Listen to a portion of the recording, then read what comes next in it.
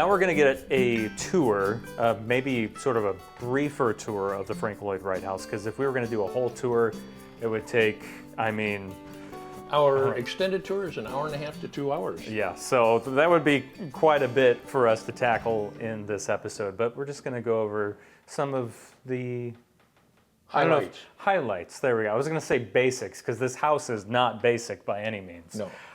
So where are we starting right now in the house? Where are we standing? What is this room Basically, considered? call this the foyer, Okay. the entry. You've come in through a grand door, which is very tall. You're now on the inside of the house, and we call it Frank Lloyd Wright's first Prairie House. There's some discussion, but the drawings are dated June of 1900, so we're 125 years old. So what you're going to be seeing, though, is the woodwork is all quarter sawn white oak, basically original. The floors are all white oak, tall ceilings. But something that happens that Frank Lloyd Wright does with us as we go on in, he's into compression and release. And if you notice, all of a sudden the wall is pushing us down. Yes. We walk into the living room, a nice tall space. I always like to use the example of, making bread. You have the dough, you knead it, let it rise. Knead it, let it rise. Frank Lloyd Wright is taking our vision and our mind, and he's kneading them. Pushes you down and then takes you in a large space and lets it expand. And you never see his whole design at one time. It keeps unfolding as you go. So the point of that is just almost to just let your mind breathe, or breathe, yeah. Absorb, wander the space, be enchanted by the space. It does feel kind of enchanting when you walk through the doorways and things, and it's like, oh, it's really tight all of a sudden, and then you come in and you're like, wow. And we like to give Frank, and I call him Frank versus Mr. Wright or Frank Lloyd Wright, that's too many words, for creating what we call open space planning, or the living room. In Victorian houses, they were all boxes within a box. They were small rooms. A lot of that was sociological. Some of it was just, you can only go so far with a 2x10 or 2x12 floor joist before it falls down. Yeah. But here we have this large open space with the beautiful bay windows, the seating, but rather than having a separate, this were the parlor, then we have a library, we have library alcoves opening right onto the space. We have the music room opening right onto the space. So if you want to, you grab a book, part of the family environment, you sit down, you read the book, or somebody's playing music, the family enjoys and listens to the music, though I tend to always throw little jokes in and say, their daughter Margaret, the first couple of weeks she was learning piano, may not have been that enjoyable. Yeah. But once she learned, and Frank Lloyd Wright was very much into music, played Yes. the piano himself. And that's not an original piano, No, is it? but it is a 1912 fully restored player piano from Teeple and Price. If you're familiar with the paint plant, Yes, that's where they that built. was a piano plant. And we have one of those original pianos That's here. amazing. Yeah, Ron Hartman out of Aroma Park. Fully restored it, refinished it, beautiful player piano, and donated it to the house. Pretty lucky to have that here. Oh, it's amazing, just totally amazing. I do love that, this isn't just like the library. You've got it on both sides. Yeah. That And is so notice cool. the doors, you walk right out onto the veranda, terrace, patio, whatever you wish to call it. But a fascinating thing in a 125-year-old house, you've noticed the wall sconce lighting all around. Mm-hmm. Well, this house was fully electrified when it was built. Okay. The wall sconces, the floor outlets, that was all here. Originally, knob and tube wiring, as they call it. Now it's obviously been modernized. The other thing about the house is this beautiful seating here. Well, the house is hot water heat. It originally had a big coal-fired boiler in the basement and big cast iron radiators all over. Guess where the radiators are in here? Behind the casework. No, you're kidding. No, I wouldn't kid you. That's so unusual. So is that what The cold air goes these in. openings for? Okay. Cold air goes in. Hot air comes out the vents. Wow. And if you're into mechanical engineering, my warm air washes the cold outside wall, drops down because the warm air is becoming cooler. you create natural convection currents. Man, that is so cool. That's pretty nerdy. And just think, that's cool. You grabbed a book, you're sitting here reading. Yeah. This last January, February, nice place to read with a radiator right behind your back. Yeah, that'd be nice and warm, wouldn't it? I'd like that. We're going to head into the dining room. And again, we have a little bit of our compression and release. Yeah. As we head into the dining room, a couple of stories in here. Gaines and Sharon Hall get the credit from 2005 to 2010 of fully restoring this property. Did an absolutely amazing job with Tom Nickelbein, who was the craftsman. So a lot of the woodwork, a lot of the restoration you see is Tom Nickelbein's talent. Well, Gaines and Sharon actually lived here for 3 years. Hey, we need a dining room table and chairs. They had the Amish out of Indiana manufacture this table and chairs in, we will call it Frank Lloyd Wright style. Okay, because the original furniture, I know there's an interesting story behind that. I don't know if you're going to get into it or not. But Well, the or is original that story on the furniture here is that all the original furniture has been borrowed or sold over the years. They had a big auction here, especially after the yesteryear inn Gracious Dining closed in 83, 84. Barbara Streisand is the one who ended up with the original desk from the house for a mere $176,000. Yeah. I wonder if she still has it. I believe she sold it again. Okay. But talking about historic things and sales, above us are what are called laylights, stained glass laylights. When the restaurant was experiencing some fiscal difficulties, 81 was a bad year. Yes. And I always tell the story, 81, 2008, 2020, I don't like the progression. Yeah. But the two gentlemen that owned the yesteryear took out all 6 panels, shipped them to Christie's of New York for auction. They hoped to get $5,000 to $10,000 a piece. In January of 2017, we found the sales ticket. They received $19,800 a piece for them. Wow, that's a lot of money. $20,000 times 6 in 1984, I'd take it. Yeah, that's big money back then. Yeah. But then from 1990 to 2005, 3 lawyers and an architect had the building as offices. So they had to put something up there. So they had Kankakee Glass create a reverse image of what we call our tulip window. You can see the iconic shape of a tulip in the upper left, upper right-hand corners. And if you go to, let's say, the Dana Thomas House in Springfield, that's the sumac window. Okay. If you go to the Darwin Martin House in Buffalo, New York, it's a tree of life. If you see a little natural pattern there, Frank designed over 300 homes in his career. No 2 homes had the same art class. But we have a piece, one of the panels from when the lawyers were here, which is the reverse image frosted glass. Okay. We received a donation from Karen Janik. She and her husband had been here in 2012. But until we could find accurate information to replicate the panels, what do? Well, 2017, we found Jesse Mulligan. We found a Kodak transparency of the original panels. And Jesse then reproduced these panels for us. They are exact replicas of what used to be here. Wow. There are 631 pieces of glass in each panel. There's so much detail. I mean, Yeah.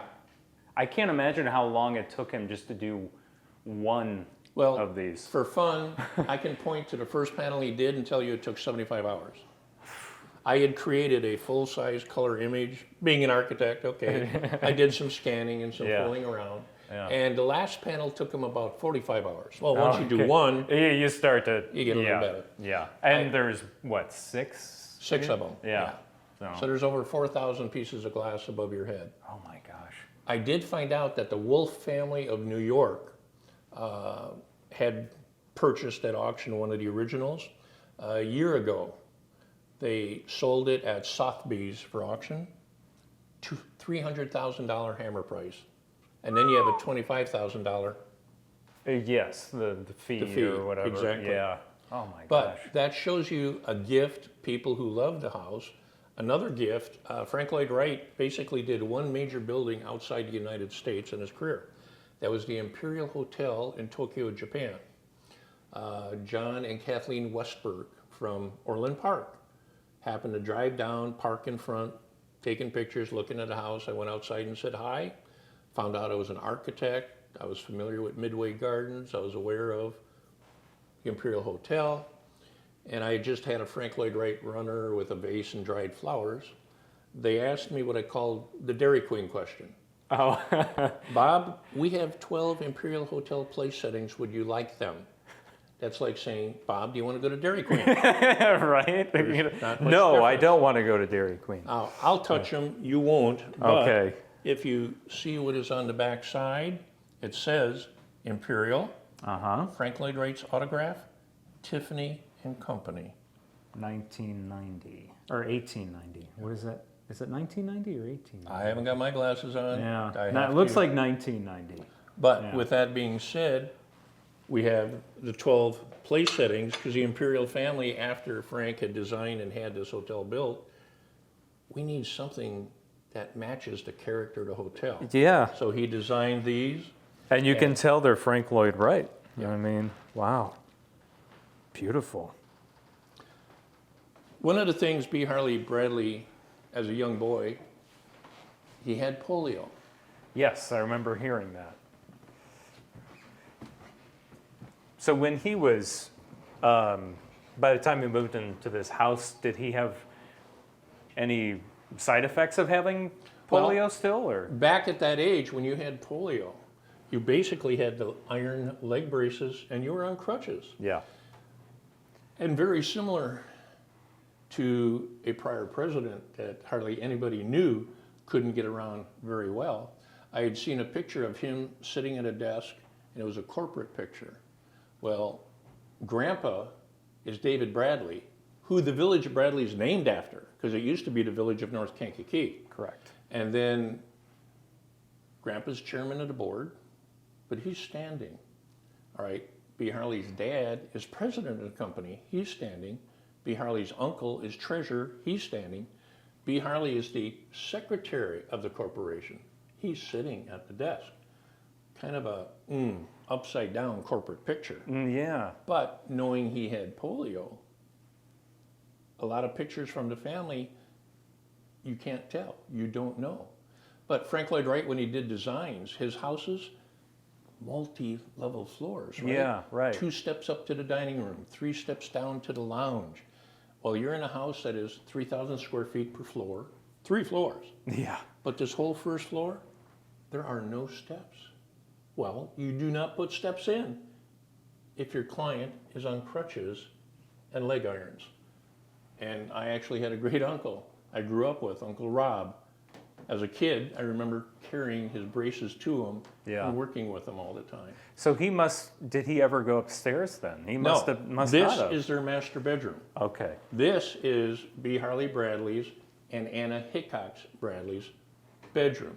On the first floor, again with the seating, and keep in mind 3 exterior walls, because right next to us, which is the boardroom, was an open air porch. The family would sit there, have lunch, play checkers, read the newspaper. But Frank Lloyd Wright, 125 years ago, today we take it for granted. A well-designed house has a master bedroom suite. Wait till you see, and I'll call it Anna's dressing room. Oh, okay. We know it wasn't B. Harley. Can't get over how thick these doors are, how solid they are. It's incredible. All oak. Yeah.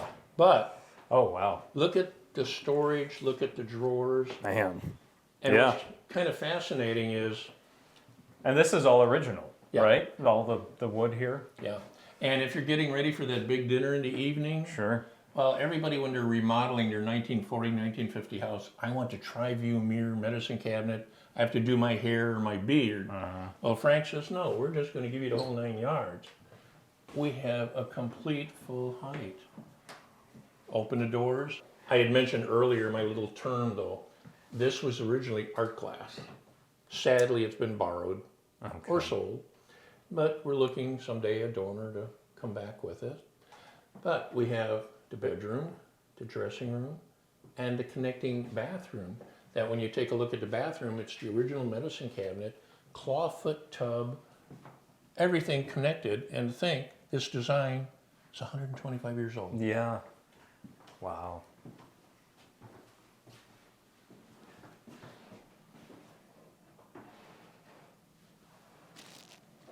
So is the tub original too? Mm-hmm. Man. And same thing with this window. I noticed there's Exactly. no art on the window. Correct. Okay. Borrowed. Yeah. Yeah, we'll head down to the kitchen, Sure. and we're going to go through, quote unquote, the butler's pantry. We are now entering the servants' side of the house. So there is a servant's side. Okay. Servant stairs going down to the lower level, going up to the second floor. And we're heading through what was the larder or wet pantry. Now, originally, there was a built-in icebox here. So my architectural imagination says, oh, the oak doors with the big chrome handle, chrome hinges. I can't wait until these refrigerators die. Because you're just like, I'm going to, have something built. Just like Yeah. with the stained glass. Because we will reproduce. It was because you've got the drafts or The drawing showed the built-in icebox. Yeah. Not the detail. Okay. But take a look at this detail. How could one not replicate it? I got to admit, at our monthly board meetings, my treasurer comes through and goes, please, last forever. Do you have, are there any probably no pictures Of that, no. Yeah, probably there not. are very few original pictures of the house. We've That's got one or interesting. two from the Dodson era. We have numerous photographs of the restaurant? of yesteryear. Yeah. And it's always, and here's Ray Schimmel, Marv Hemick, the two owners that had it for all those years. And you can see different settings. It was the place to have dinner, the place to go. A little local shout out though is my wife and I tend to go to Blues every Sunday after church. Well, I run into Jerry Kilbride. Oh, that is Jerry. That's isn't Jerry, it? and wow. his bride. Huh. I'll see him at Blues. Man. He worked for Ray J. Benoit Construction for quite a few years. I actually worked for him one summer as an architect intern, learning the construction side of things. Yeah. But we thought of all rooms, where do we display yesteryear memorabilia? Yeah. And we have original menus. Well, we thought a good place to display it would be the kitchen. Why not, right? How can I have a restaurant without a kitchen? Yeah. I mean, roast duckling kind of says it all, right? How fancy it was. And this radiator works, right? Oh, No? yeah. Yeah? Okay. No, the hydronic heating system, as we officially call it. No, the radiators in the house, they're all active. Wow. Now, we've modernized it that there's what's called a zone valve for that radiator. Okay. There's a zone valve for the living room. So the thermostat says, I want heat, I don't want heat, goes on and off. Hot water heat's great, but it's not instantaneous. Well, and I guess I should say about plumbing. We talked about electricity, we talked about hot water heat. When the house was built, it was fully plumbed. Hot and cold running water, 5 bathrooms. 5 bathrooms? Or maybe I should say 4.5. Okay. Because right now, we're gonna walk right by what we call a restroom, which is, just your toilet and sink.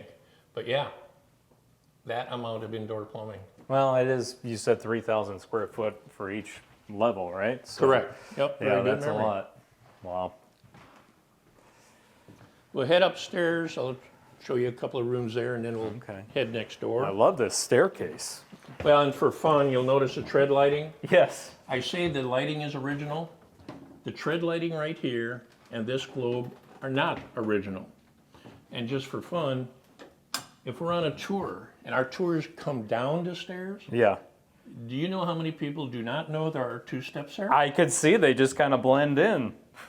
These were added, and I think the globe light, everything fits well. I think who would so. know? Yeah, no. I mean, Frank probably wouldn't like it, but that's okay. He can send me a memo. He can, I'm sure, from the grave.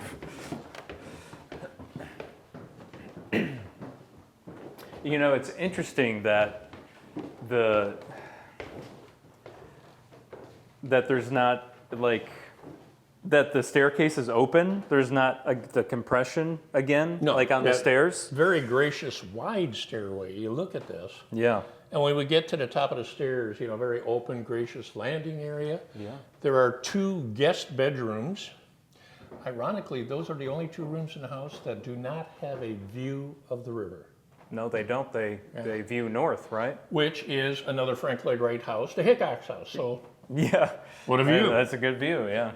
We're going to go into, this house has 2 master bedrooms and another master bathroom that we're walking by. Okay.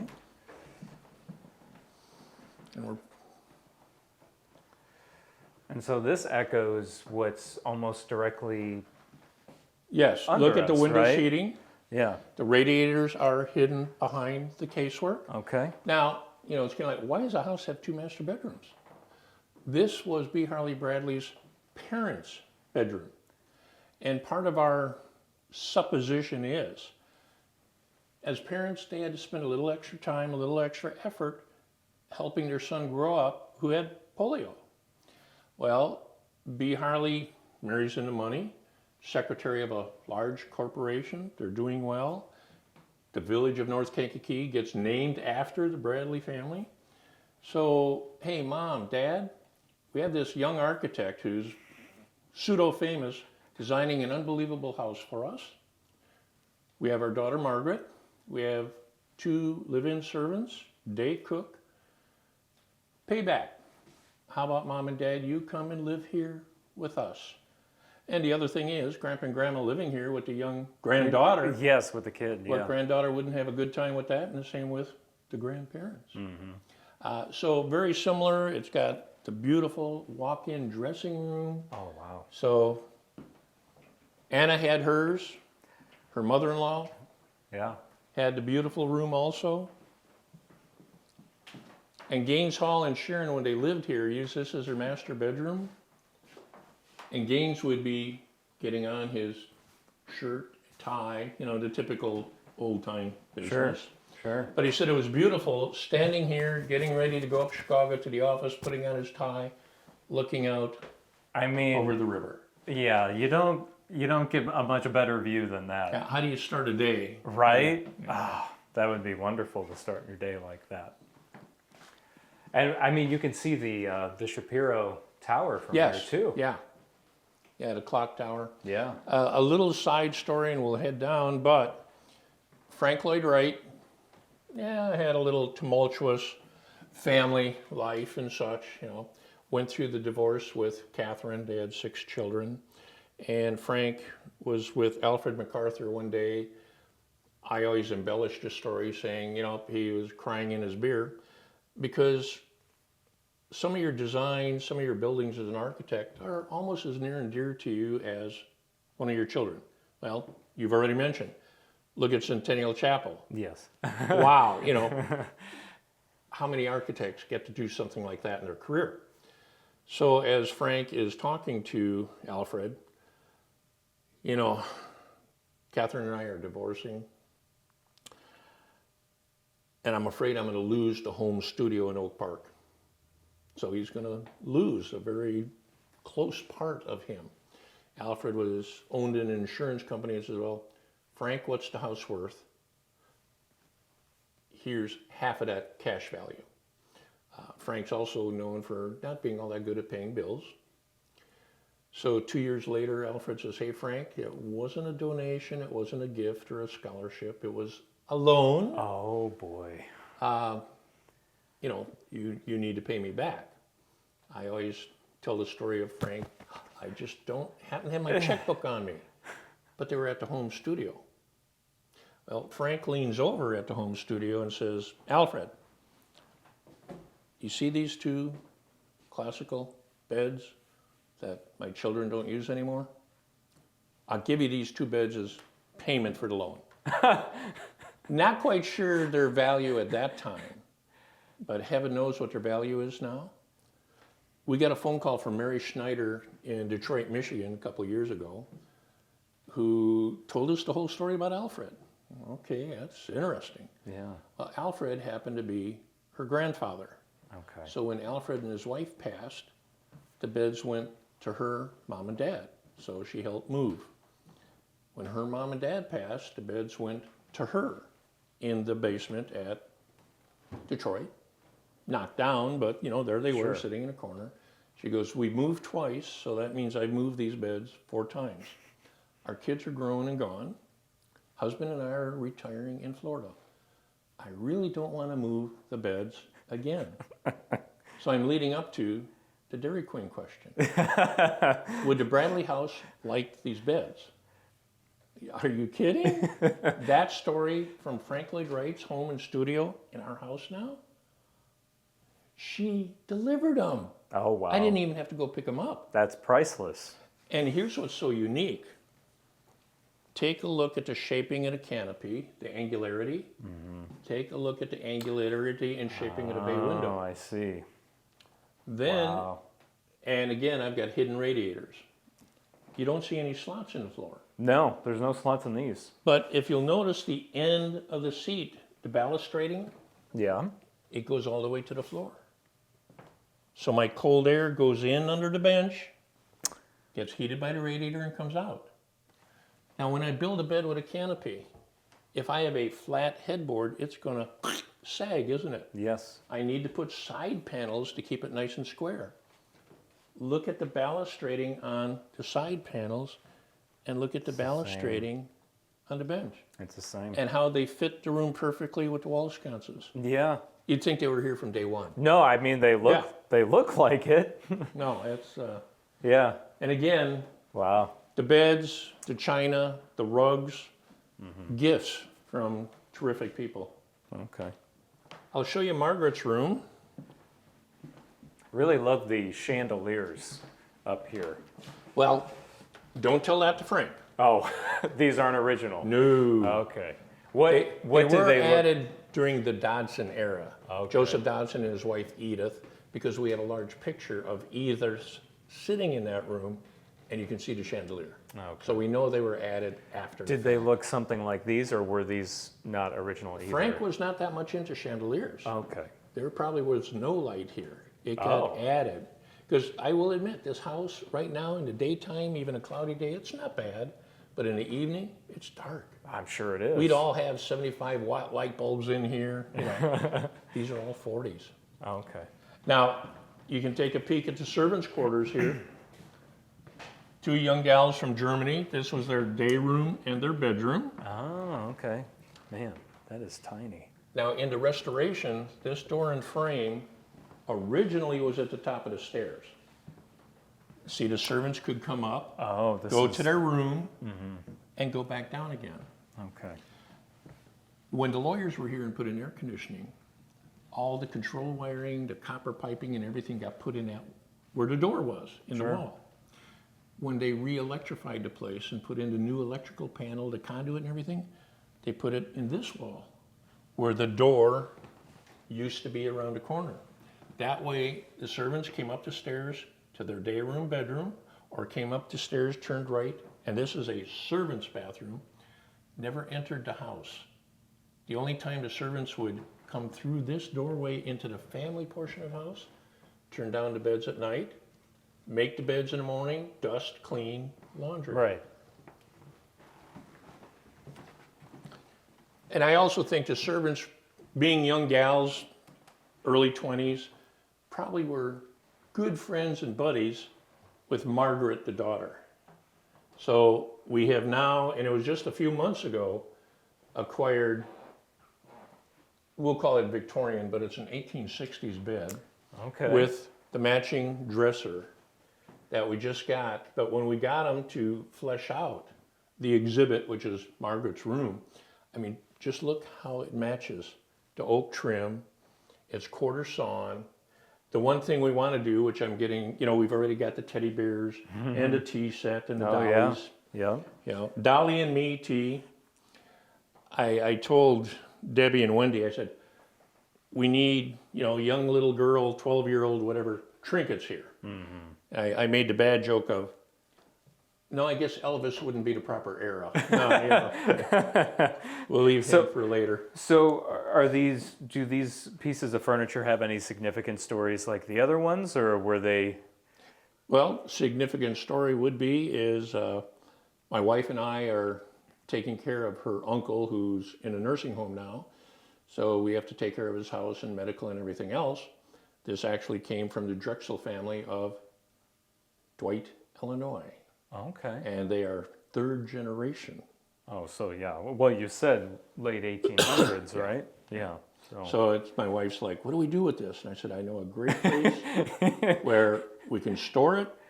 If anybody ever wants it back, fine. But no, we've got beds, we have furniture. That's funny. An interesting thing too is all the bedrooms in the house have closets. Yeah. Not necessarily as immaculate as the two you've seen, but No. regular. But this one has 2 closets? Well, thank you. You picked up very quickly. Lavatory. Oh. Medicine cabinet, sink. Margaret, 12 years old, had her own washroom. Do her hair or whatever, makeup. I didn't even have a TV in my room when I was 12. So. Neither did I, and our first TV was black and white.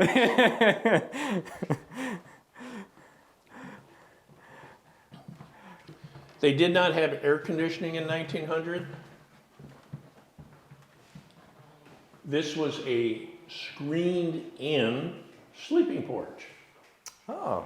Because we Okay. actually have a photograph of what the sleeping porch looked like with a bed, a hassock in it. Huh. And so if that's that hot August evening or September 2nd You come out here. out here and you had 3 exterior walls with screens, you're up in the air, off the river. If there was a cool breeze to be had, It would be here. it'd be in here. Honestly, I would spend all of my time in this room, I think. If I lived here, I would probably be in this room. It's fascinating. I mean, just the view, the river, and our board member, Steve Case, that you talked to previously, in coming from the educational background and such, he's like, you know, Bob, what if we had an artist in residence program? Somebody who does painting or even music or even writing. What an inspirational space this could be. Yeah. So he wrote up a beautiful description of what that program could be. I sort of took it upon myself to say, I've got this cute little wood drafting table and stool. What if I put it out here as seed planting that, what if we had an artist sitting here drawing? Yeah. You know, what a space. Doesn't get much better than that. No. Yeah, it's beautiful. Such a beautiful view. I mean, it's still early spring, so not everything's bloomed, but still, it's a spectacular Once view. you see the trees leafed out and, you know, you can already see some flowers blooming. Yep. But it is, you talk about a getaway, just come and chill. Mm-hmm. Yeah. Did they live here full time, the Bradleys? Yes. Oh, yeah. The Bradleys lived here from 1901, because that's about when the house was finished construction, until 1912, 1913. Now, what happened in 1913 actually is Bradley Manufacturing Plant is still in Bradley, Illinois. It's a big warehouse factory building right on North Street by the railroad tracks. The north wall says Sears Roebuck and Company. Mm-hmm. Sears Roebuck bought out Bradley in 1913. The west wall by the railroad track says David Bradley Farm Implement Manufacturing Company. Correct. So it's still there. Yep. Yeah. But now, if you want, we can either head next door to the stable carriage house or the education lab, lower level. What?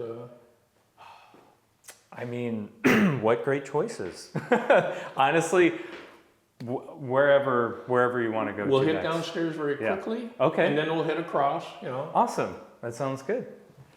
Okay, we've just come down to what we now call the lower level. People inadvertently will say basement. Yes. But as we go through, I'll explain the change of terminology. At Taliesin East in Wisconsin and at Taliesin West in Scottsdale, Frank Lloyd Wright had this large drafting studio where people would come to him to learn architecture. He would be the mentor, the teacher, And the profession still is an intern profession. You go to school, you learn, but you still intern with a licensed architect 2-3 years, and then you qualify to take the exam. Well, back in, it was late 2018, early 2019, I received an invitation to go to an art show at Frank Lloyd Wright's Price Towers in Bartlesville, Oklahoma. Well, I'm not going to drive to the middle of Oklahoma for an art show, but the invitation I received had the artist graphic interpretation of the drafting studio at Taliesin, Wisconsin, which is very similar to Scottsdale. I liked it. I was intrigued by it. I am not an artist.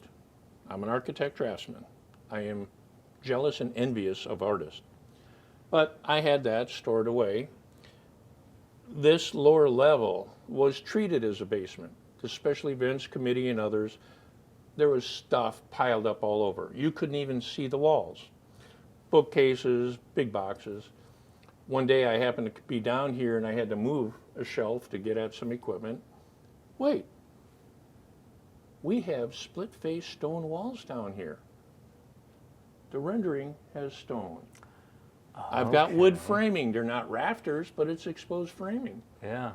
What if I get 3-4 students from Olivet University and say, help me haul this stuff out of here. We'll organize what should be saved and we'll put outside what needs to go. And what if I create a drafting studio? And I'll show you that. The idea then is drafting tables, and our audience is 3rd through 8th grade students. Oh, okay. Okay? I mentioned earlier, I learned drafting in 7th grade and the word architect. What if I share that potential experience? And we call it seed planting. Yeah, oh yeah. So a teacher will bring their 5th, 6th grade class here. And as you can see, we call the professional track architect, engineer, interior designer, graphic designer, artist. But half of the students, you go over here, sit down, and with T-squares, templates, pencils, pens, protractors, start drawing, start designing, start creating. Be an engineer, be an architect, be an interior designer. Or nowadays, look at all your webmasters who are basically graphic artists, electronic artists. So I send half of the class over here, and they'll spend 45 minutes to an hour. And how often do kids come here, or how does that work? Well, we've had over 300 students come through here already. The irony is, fall of 2019, we had our grand opening.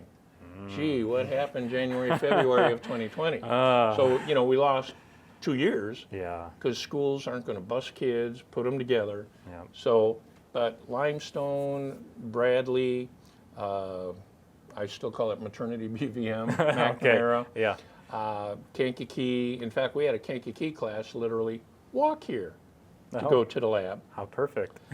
But my story earlier too about success, you don't have to go to college. If that's your profession and your dream, do it. But don't feel forced to do it, because as this group is my professional becoming architects, engineers, the other half of the class, we bring over to the other side of the room. You're going to be my craftsman, my tradesman. You're going to be a carpenter, electrician, glazer, mason, ironworker, plumber, sheet metal, you name it. So we have students over here, build me a building with Legos. Oh, that By sounds the like way, fun. I don't want any Millennial Falcons, race cars, or rocket ships. It is to be a building, a structure.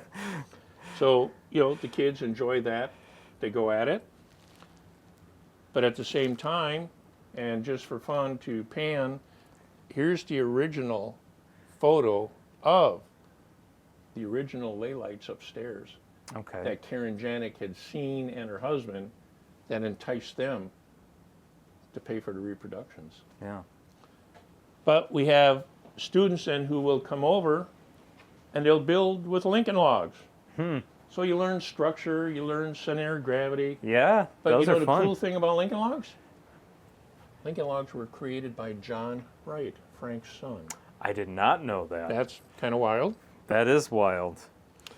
Now then, we also have Froebel blocks, which is what I grew up with as a kid, and you learned fractions.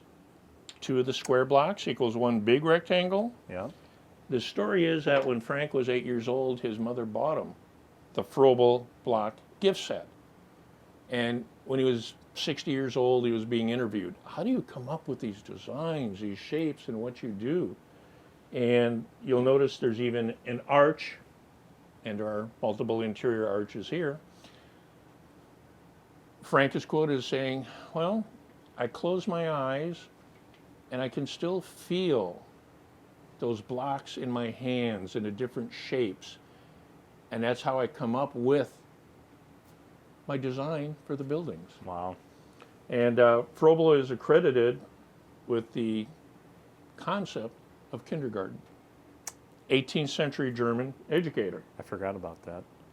Well, and then one of the things, this was all set up, it had been part of my creation, design, and plan.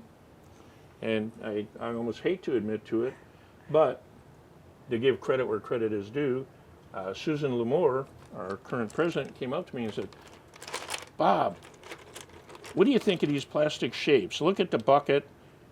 What can we do with these? Ought to be something. Well, my male architectural ego said, you can't do anything with these hunks of plastic. Look what we already have. Yeah. About 10 seconds later, I'm like, well, wait a minute, because I'm looking at the laylight, and I looked at the yellow and the orange, and I'm like, you know what? Tomorrow I'm going to run to Hobby Lobby. I'm going to buy a bunch of plastic shapes so the kids can sit here, create their own art glass on the plastic. Once they're finished with their creation, we carry it over and we scan and make a color copy for them to take home to mom and dad and put on the refrigerator. That's really cool. Well, you know what that's called? Marketing. That's good marketing. Well, now then, that's on the refrigerator. We also tell the student, and here's your transparency or your window cling to take home. And what you're going to do with your window cling when you take it home is you're going to put it in your window. Bedroom window. Yeah. And I'm sitting here as a guy, as a draftsman, thinking, oh, everybody's going to love all this. Uh-huh. We have to peel the kids away from this table Yeah. in order that it's Johnny's turn, go draw. No, the kids love it. They will just sit here. I believe it. It must be all the bright, all these bright colors and all the different shapes that you can create. And how they can put the shapes together and what they come up with. Mm-hmm. It's fascinating and it's very creative. Yeah, that's very cool. And then after 45 minutes, it's okay, switch. Architects, engineers become builders and vice versa. Because a lot of times people are like, oh, you're an architect. You drive a Ferrari and you make $200,000 a year. Right, yeah. My response is, and how do you say Kankakee? No, not really. But what I tell them is, okay, architect, yeah, it sounds great and you're up on a pedestal. The higher the pedestal, the easier it is to kick it out. I always tell them, I can be the world's greatest architect. Okay, designing, drawing with my team, Centennial Chapel. But if I didn't have any carpenters, masons, ironworkers, etc., to build Centennial Chapel, who cares how great I am? It's a team effort. They need my drawings to build the buildings and be proud of. I need their skills, because you don't want to see me try to mud drywall. No. It's sad. It's very sad. So, but yeah, this is where we like to plant seeds for the future. I love it. And if somebody's into it, there's a copy of Frank Lloyd Wright's original drawings dated June of 1900 for the first floor of this house. We were standing in the living room, looking at the fireplace or the bay window. We walked through the dining room, the master bedroom with the dressing room. Right there's the whole floor plan. And this was basically January, February of 1900 that these drawings were made. Frank didn't have a whole room full of draftsmen doing it. A lot of this is his drafting. Right, it was him.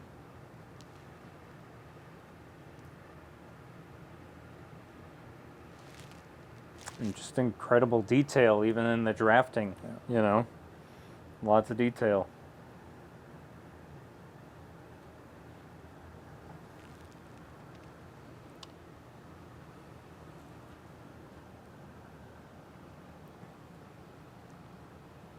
And then if you want, we can head next door. Yeah. I'll show you that. All right, we're going to head now over into what today we would call the garage. But it's the stable and carriage house. They had 4 horses, 2 carriages, so we'll head across.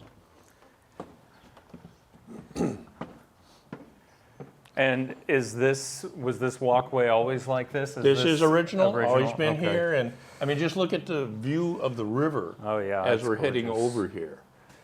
And the ramp here, and just for fun, I say stable, they had 4 horses. Right. They had a cow and kennels. Oh, did they really? Well, the little door you see down here behind you, Uh-huh. that's the door to the cow room. Oh, a They cow had- room. 2 servants. We have fresh milk, Right. butter, and cream. Sure. And the cow would come out, do a little grazing, Yeah. absorb some good sunshine. Uh-huh. That's funny.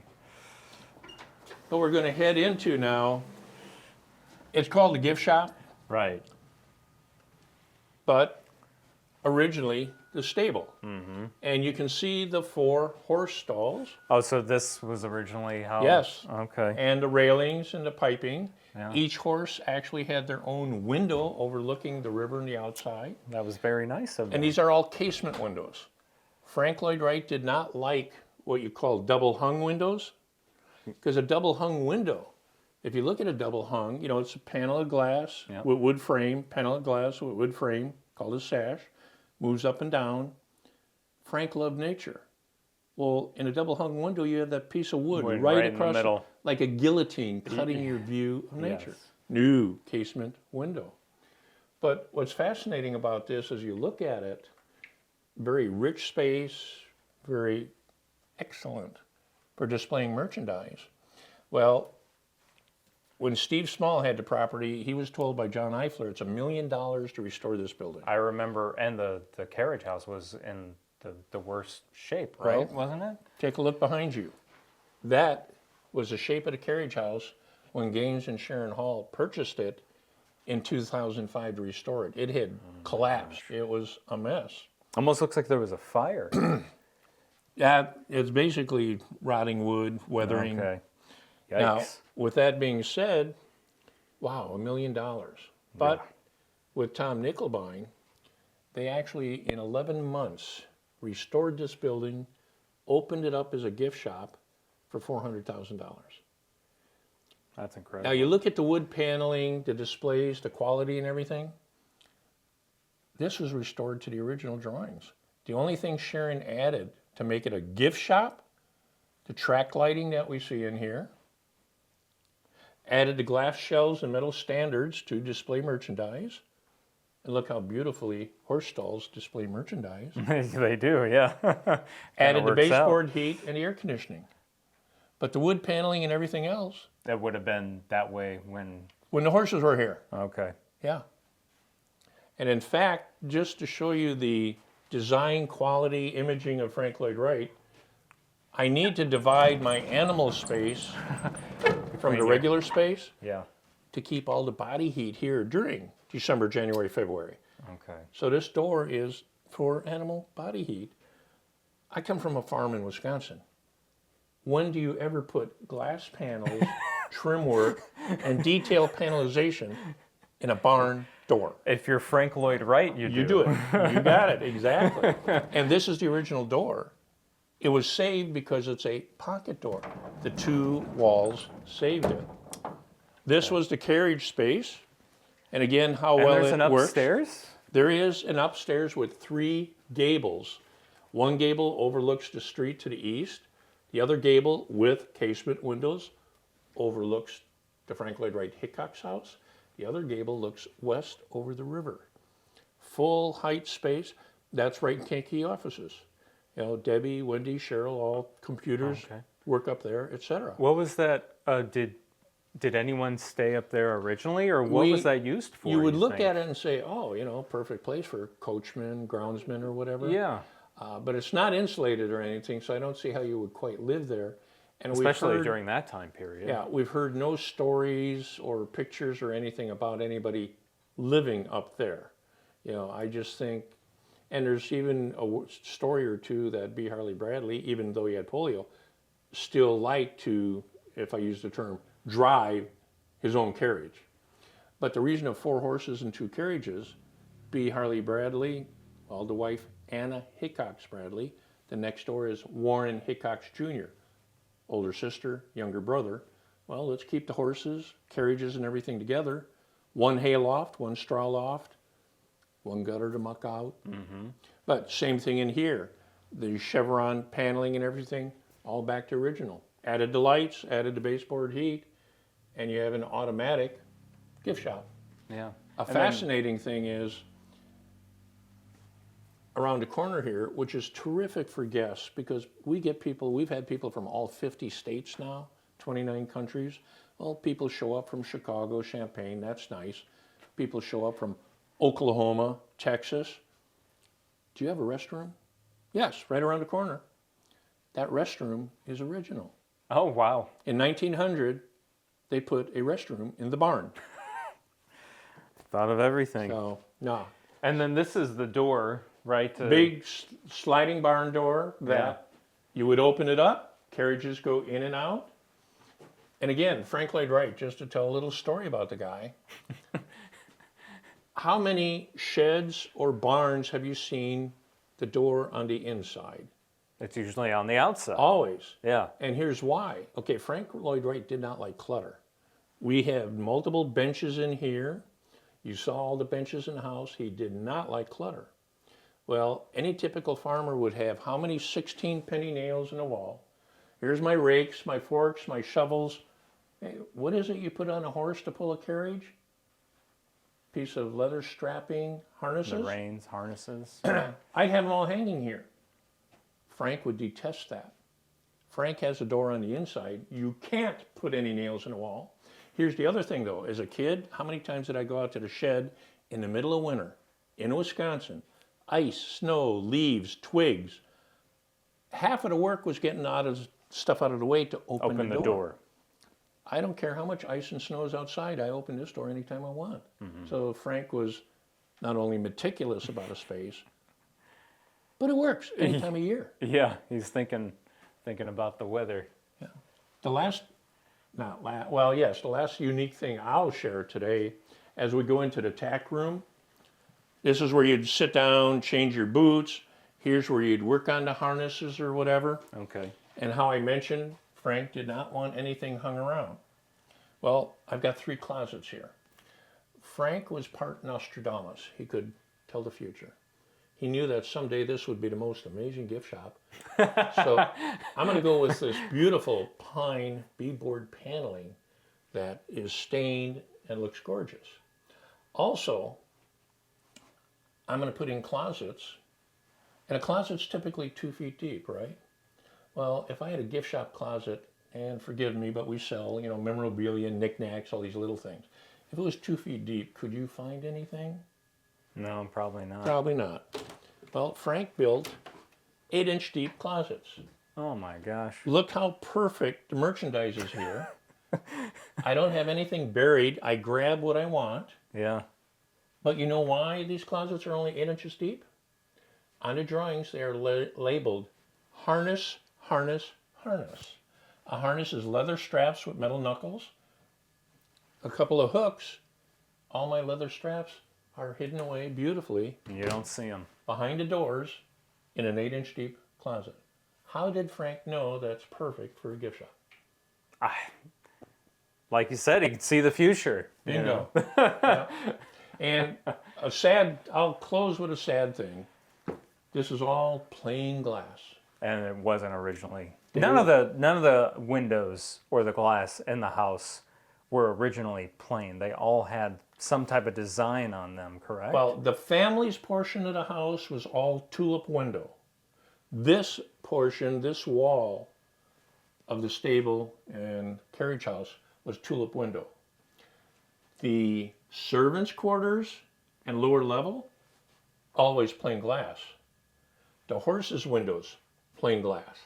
So it was just this part facing the public in the street, tulip, and any and all windows that the family or a guest would be in the house was tulip.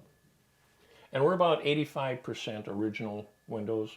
Some, like the laylights, we've restored and or recreated. Yeah, it's fascinating to me that, you know, even though that big restoration was done a number of years ago now, it's literally always an ongoing thing, right? I mean, you're just like what you're telling me, 85%, that's not 100% yet. You're still working on it. Hoping someday somebody will say, ooh, I'd like to replace the window. Yeah. Or quite honestly, every year we spend about $1,500 for wood shingle replacement. Oh, that's right. They're all wood, aren't they? Yes, cedar shingles. In fact, just last fall, $55,000 to get all of the exterior wood trim painted. And I had 3 casement sash on the second floor of the carriage house that had rotted out. So I needed new sash up there. Yeah.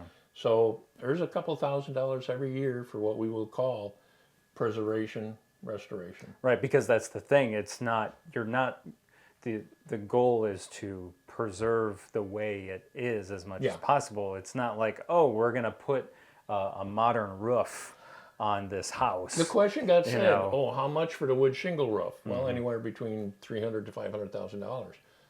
Oh, why wouldn't you go with this man-made, kind of looks like wood shingle? Well, we are on the National Historic Register, and just to be honest, a clear conscience of this is what was built 125 years ago. With all practicality and from the heart, this is the material we should use, you know. Yeah. Now, we did when, you know, the boiler quit a couple of years ago, put in a gas-fired boiler. I'm not putting a coal boiler back in. You're not? No. Hey, that's down in the lower level, in a room, you don't know. But, you know, just those type of things is what we do. Wow. But, Well, I know we could talk all day. oh, this has been terrific. Thank you so much, Bob. This has been so much fun. I'm showing off one of my children. Yeah, well, your child is 125 years old now, so. I got a kid older than me. You get, Cool. never would have thought that, huh? Amazing. Well, thank you again. My pleasure. That concludes this episode of Kankakee Podcast. I'm Jake LaMore. Thank you so much for listening.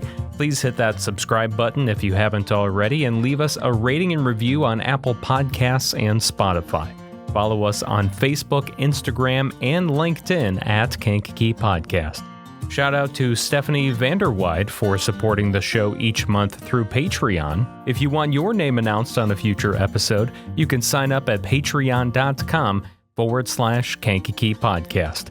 Special thanks to our sponsors, Chicago Dough Company, Noble Dairy Queen Stores, Frank's Appliance Center and Sleep Source, Pigosh Engineering, King Music, Little Me Studio, Taco John's, D. Westfall Jewelers, and Edward Jones Financial Advisor Adam Elroy.